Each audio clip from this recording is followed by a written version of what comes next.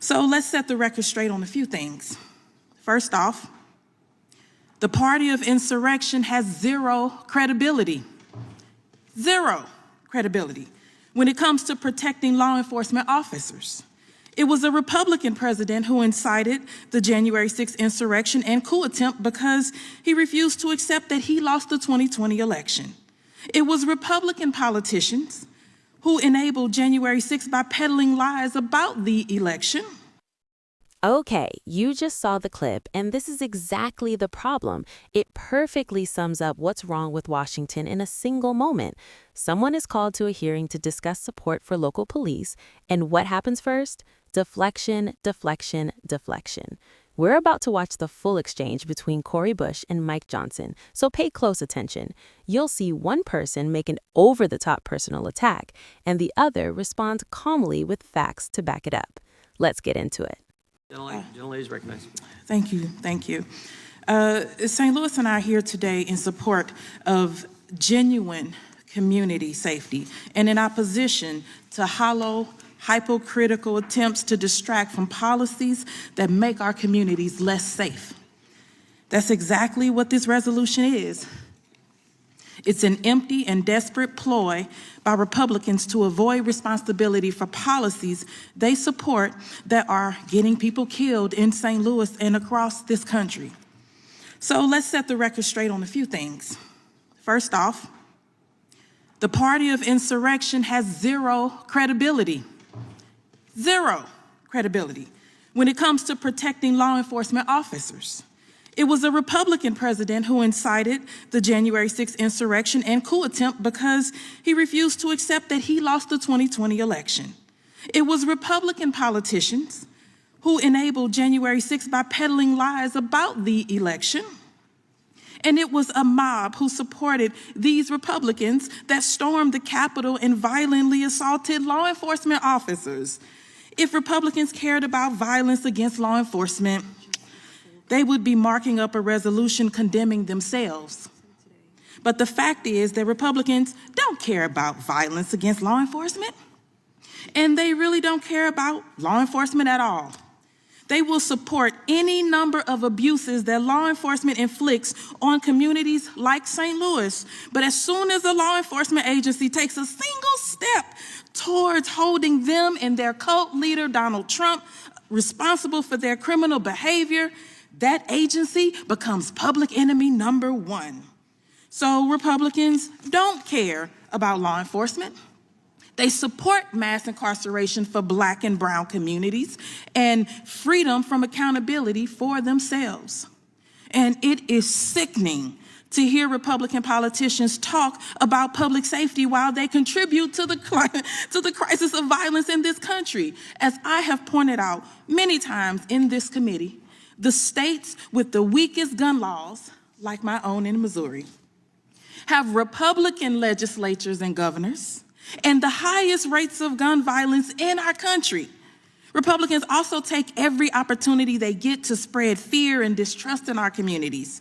These moral and policy failures have resulted in firearms flooding municipalities that are unable to override those state-level policies, and an American public that is on a hair trigger and primed for violence. So let's get it straight. Republicans are the arsonists, not the firefighters. They don't get to enable violent insurrection and rampant gun violence and police brutality and then show up and pretend like we should just listen to anything they say about policing and public safety. It is a farce, and it's a distraction from policies that would actually save lives. Those policies do not invest in violence. They invest in communities. They recognize that we will never incarcerate ourselves to safety. They will support non-police first responders, mental health and counseling resources, community-based employment programs, community violence prevention and interruption programs, after-school programs, substance use treatment programs, public health and other wraparound services, affordable food and housing, more parks and green spaces, and re-entry programs. That's just to name a few. So that's exactly why I introduced the People's Response Act, which would establish a division of community safety within the Department of Health and Human Services to research and fund evidence-based strategies that are proven to prevent violence and effectively manage crisis situations. So unlike these Fox News talking points, the PRA is a real proposal with real solutions that will save lives in St. Louis and nationwide. And it's not only this proposal. There are proposals that adopt a community-based approach to public safety. Many of my Democratic colleagues have introduced proposals that would break the cycle of violence, invest in mental health resources, support counselors, not criminalization, ensure housing for all, and support other non-carceral interventions that would make a material difference in people's lives. But we're not here today to consider real solutions that will make people's lives better. We're here as a distraction from the sad truth that dangerous MAGA Republican policies make us less safe. They deprive us of basic investments that would move us closer to a genuine community safety. And at the end of the day, Republicans refuse to consider those investments because Republicans are not seeking solutions to the problem. Gentlelady's time. They are the problem. Gentleman from New Jersey yields to the gentleman from Louisiana. I thank the gentleman from New Jersey. I want to welcome Ms. Bush to the committee. Did she leave already? Oh, is she still here? That's unfortunate. I was going to point out to her a couple of ironies. She came to lecture us. She was here for 5 minutes and 3 seconds. I appreciate her time investment. She came to lecture us about, quote, avoiding responsibility. We've had 4 full committee markups. She has not attended 3 of the 4. I'm not sure today her 5 minutes counts as an attendance, but let's say she's made 2 of them now. I was going to ask her if she's still in favor of defunding the police, because we have her on record more times than I can count of having been the great champion of that. She wanted to talk about responsible investments that will make a difference. I wanted to ask her how that defunding police thing worked out. I think everybody in the country knows that we're facing chaos and a catastrophe of crime, violent crime, in all the major cities that she went and protested in, and many more that took the cue.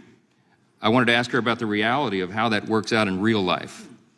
You know, she accuses us of engaging in talking points. We're trying to pass meaningful legislation to solve these problems, and she is advancing policies and ideas that create the mayhem. So, wow, it's so unfortunate that she's not here to engage in a colloquy on that. But I'm not surprised. This is what we get from the radical left. She is part of that radical left that is bringing down the party and having them associated with the crime crisis that we have on the streets. This is the very reason that we need Police Week, to reinforce our support for the brave men and women who are on the front lines, that thin blue line, who put their lives on the line every single day, and we lose them now at alarming rates in the line of duty, trying to protect their communities from wacko, crazy, maddening policies like the ones that Ms. Bush has supported in Congress. I will also point out, as we noted earlier, she was the vice chair of the Crime Subcommittee of Judiciary, and she doesn't believe in funding police. What a tragedy that she's not here to join us. I yield back. Will the gentleman yield? Thank you. I will. I need about a minute here. You know what strikes me as, I don't want to use the word humorous. I don't know what else to use. You all were in charge for 2 years. You had the presidency. You had the House. You had the Senate. You controlled it all. You could do pretty much anything that you wanted to do. And all I remember happening, I was out there. I was on the street talking to my people. I remember what happened in Congress was to demean, diminish, defund, despise the police. And now you say a wholly, totally different thing. And then you have somebody else come along, and I don't know her very well, who stays here for 5 minutes after most of us on both sides have been here for hours, at least trying to hash this out.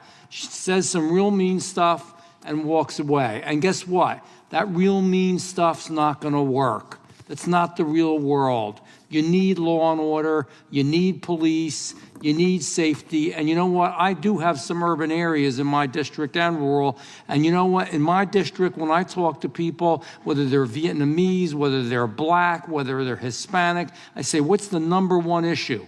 And they constantly say, like the city of Atlantic City, They want better lighting. They want more safety. They want more police.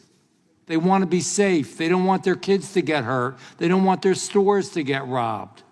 And you all were against that. And you had control of everything. All right, let's break this down, because what we just watched was a clear example of political deflection followed by a precise fact check. First, Cori Bush takes the floor. The resolution being discussed is about supporting local police and condemning the defund the police movement, a fairly straightforward topic. But instead of addressing the substance of the resolution, funding, policy, or ways to support officers, she shifts focus entirely. Rather than engage with the issue, she pivots to calling Republicans the party of insurrection and questions their credibility. Let's be clear about what's happening here. It's a textbook deflection. Instead of defending her stance on policing, she redirects attention to January 6th. It's a classic whataboutism meant to derail the conversation and shift the narrative. She argues that those supporting the resolution don't actually care about police, which flips the situation on its head, painting supporters as disingenuous while positioning herself as an advocate for community safety. She references her People's Response Act, which aligns with broader calls to rethink traditional policing. But the argument presented suggests a model where emergency response shifts away from immediate police involvement, raising questions about practicality and effectiveness. The most notable moment comes right after her remarks. After making strong accusations against her colleagues, she leaves the room instead of staying to hear a response. That move stands out. It's essentially a political hit and run, where the argument is delivered without remaining to defend it or engage further. Then Mike Johnson responds. His approach is noticeably calm and measured. Rather than escalating the tone, he points out that the person who made the accusations is no longer present. From there, he brings the discussion back to documented statements, referencing her past comments and public positions on defunding the police. By doing this, he shifts the focus back to the original topic. Instead of engaging in back-and-forth accusations, he uses her own words to challenge her stance and highlight inconsistencies. This reframes the debate, moving it away from broader political attacks and back to the issue of policing policy. In the end, the contrast is clear. One side leans on sharp rhetoric and redirection, while the other sticks to documented statements and a more measured response. It raises a broader question about approach, whether strong messaging or fact-based rebuttals are more effective when discussing public policy and community safety. What stands out most to you in that exchange?